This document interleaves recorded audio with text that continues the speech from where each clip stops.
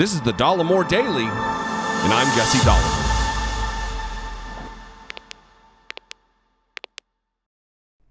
So I know this story broke a couple days ago, and I think it's important to talk about it. I searched YouTube to see exactly who's been talking about it.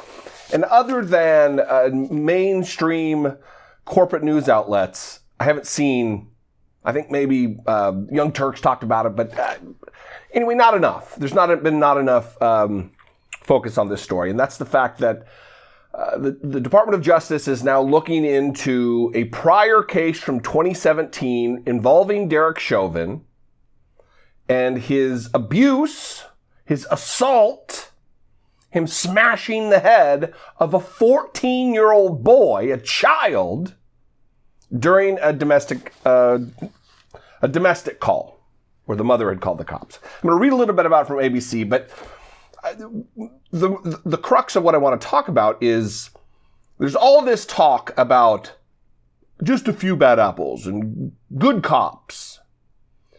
But after I talk about what happened here, where this child was bleeding from the ear, he needed stitches because Derek Chauvin smashed him in the head with a flashlight. Where were all the good cops to say, hey, bro, calm it down. You're assaulting a child. Where were all the good cops in the 17 or 19 episodes of complaints against Derek Chauvin over the course of his 19-year career? Where were all the good cops that could have stepped in early on and maybe prevented the assault of the child or prevented the very death of George Floyd? Where were all these good cops? If police brutality and corruption is so easy to root out because of all of the good cops, where are they? Where? There were clearly none around Derek Chauvin and his almost 2 decades-long career, because he was a training officer on the call where he murdered George Floyd. A training officer. And when I read about this story, here's the other thing, is they talk about the good cop thing. And if you look at Derek Chauvin, here's Derek Chauvin. Is he too much of an intense bully with those sausage arms? Everybody's intimidated by him. No one has the stones to step up and say, nope, you're out of line.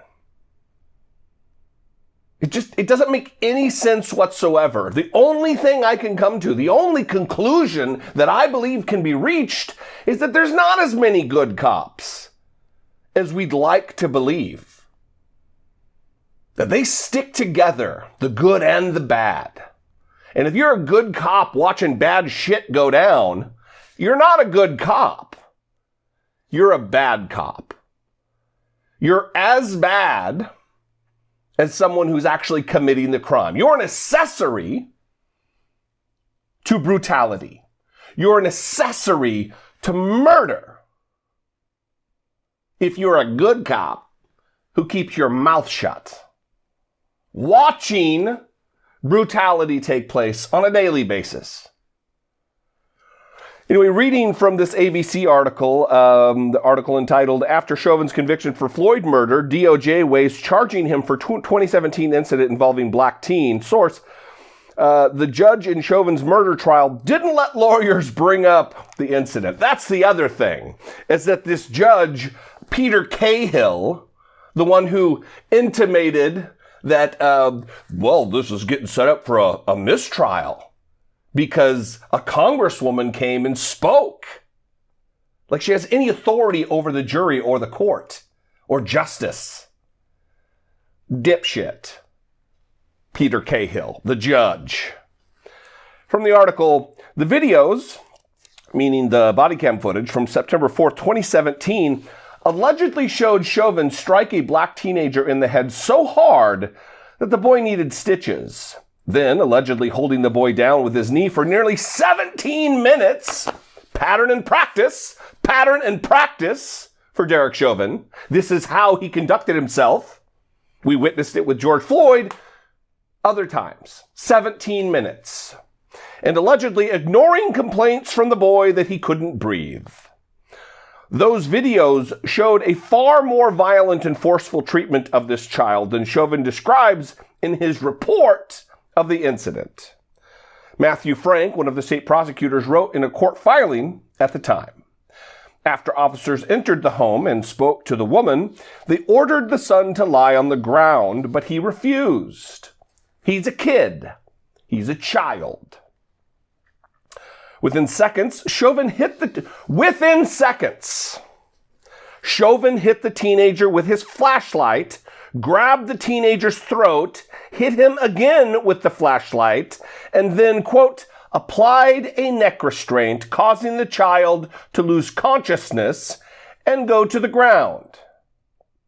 According to Frank's account of the videos, detailed in a filing seeking permission to raise the incident during trial. Quote, Chauvin and the other officer placed the teenager in the prone position and handcuffed him behind his back while the teenager's mother pleaded with them not to kill their son and told her son to stop resisting. Frank wrote, noting that at one point, the teenager's ear began bleeding. About a minute after going to the ground, the child began repeatedly telling the officers that he could not breathe, and his mother told Chauvin to take his knee off her son. About 8 minutes in, Chauvin moved his knee to the teenager's upper back and left it there for 9 more minutes, according to Frank. Now, there's a part of this that I want to talk about, other than the fact that these cowards let this sausage-armed goon run amok in Minneapolis. It's this sentence right here.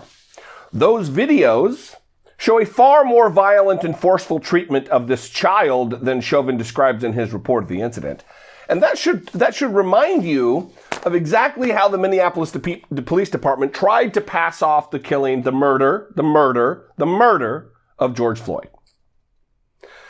This was what they wrote about that evening.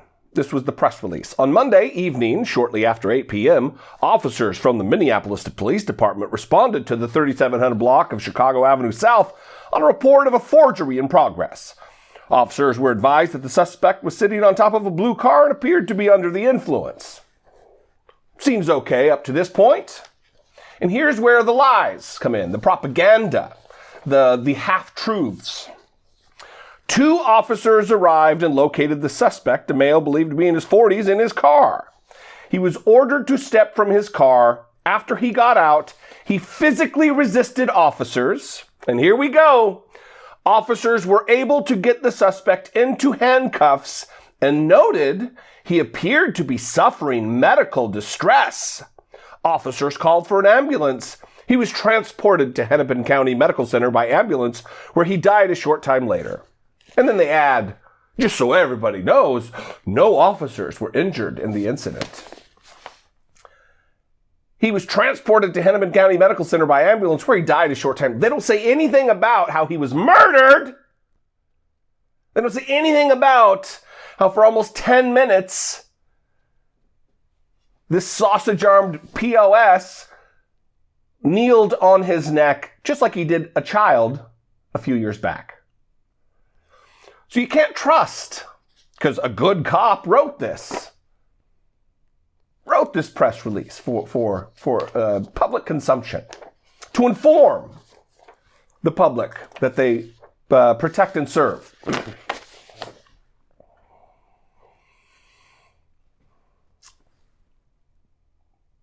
If it weren't for the video, all we would have to go on is the statement from the cops. Thank goodness for video.